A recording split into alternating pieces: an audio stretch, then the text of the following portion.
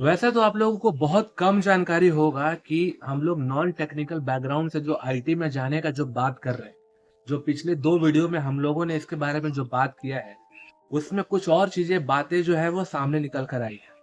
सबसे पहले कुछ लोग मेरे से पूछ रहे हैं कि यार तुमने वीडियो तो बना दिया, तुमने हमारे को ये बता दिया कि ग्रेजुएशन करना बहुत ज़रूरी है और उसके बाद हम लोग आईटी कंपनी में जा सकते हैं। जो कुछ-कुछ जो लर्निंग्स आप जो हमारे को बता रहे हैं उसको सीख के, एक पर्टिकुलर स्किल्स है जो कि सीखना बहुत ज़रूरी है। लेकिन उसके बाद ये भी क्वेश्चन आ रहा है कि या उसके पहले जो हम लोग 12th कर रहे हैं, 10th कर रहे हैं, उसमें कोई ऐसा कोई सब्जेक्ट लेना इम्पोर्टेंट है जो आगे जाके काम आएगा। तो ये उनके लिए भी है जो 10th कर रहे हैं या तो कर चुके हैं और आगे उनका जो क्या होता है ना, किसी-किसी का पहले से ही प्लान फिक्स होता है कि मेरे को आईटी में ही जाना है। या तो कुछ लोग इंजीनियरिंग करते हैं 12th के बाद, ठीक है? या तो फिर कुछ लोग अपना साइंस बैकग्राउंड, कॉमर्स बैकग्राउंड या तो फिर आर्ट्स बैकग्राउंड में चले जाते हैं और normal civil services, SSC, banking का प्रिपरेशन करते रहते हैं। लेकिन अगर शुरू से बेस स्ट्रॉन्ग करना है तो 10+2 में आप मैथमेटिक्स प्लस कंप्यूटर का सब्जेक्ट जरूर लेना।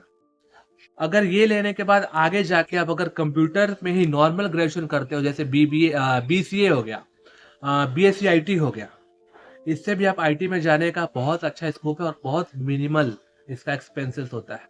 ठीक है, अब बात करते हैं हम लोग कि हम लोग जो बात कर रहे हैं कि हम लोग ग्रेजुएशन कर लिए, किसी भी बैकग्राउंड से कर लिए, लेकिन उसके बाद क्या-क्या जो स्किल्स होता है।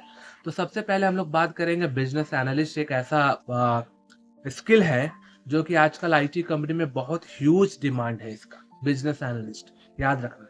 बिज़नेस एनालिस्ट का मतलब ये होता है कि ये एक ऐसा स्किल है जो सबसे इम्पोर्टेंट जो स्टेक होल्डर होता है।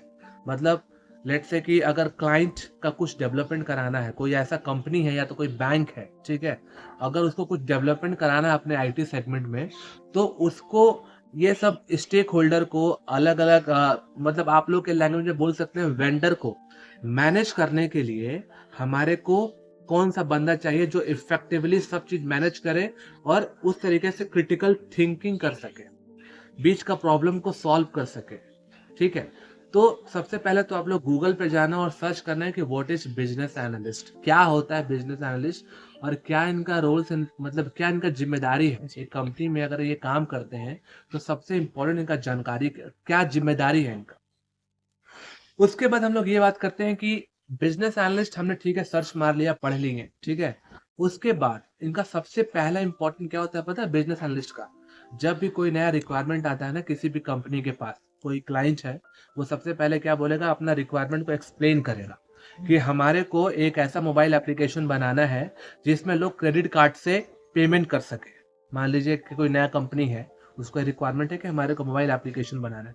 तो सबसे पहले जो है ना रिक्वायरमेंट गैदर करेंगे, इंफॉर्मेशन गैदर करेंगे कहाँ से? क्लाइंट से। क्लाइंट हमको बस ऑनलाइन में भेज दिया कि भाई हमारे को ये मोबाइल एप्लीकेशन बनाना है, उसके लिए हमारे को ताकि हमारा जो यूज़र है, जो हम लोग जैसा जो मतलब एंड यूज़र जिसको बोलते हैं हम लोग, ठीक है? उन लोग यूज़ कर सकें और इसका फ़ायदा उठा सकें।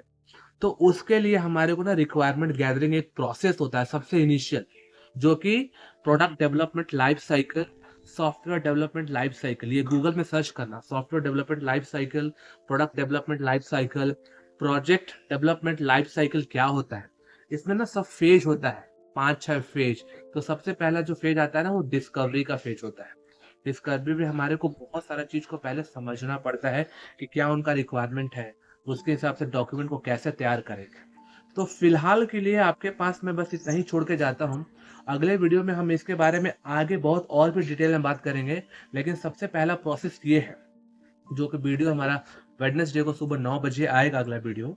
लेकिन उसके पहले आप लोगों को ये समझना है कि ये कैसे प्रोसेस काम करता है और क्या है ये बिजनेस एनालिस्ट, किस तरीके से फंक्शन करता है ये, ठीक है? उसके लिए क्या स्किल्ड है, जो मैं बोल रहा हूँ सिर्फ वही पढ़ना है, उसके आगे पीछे नहीं पढ़ना है। लेकिन एक बात याद रखना, कभी भी ना आईटी चीज का जो होता है ना उसका एक लेयर में पढ़ाई होता है और लेयर में डेवलपमेंट होता है।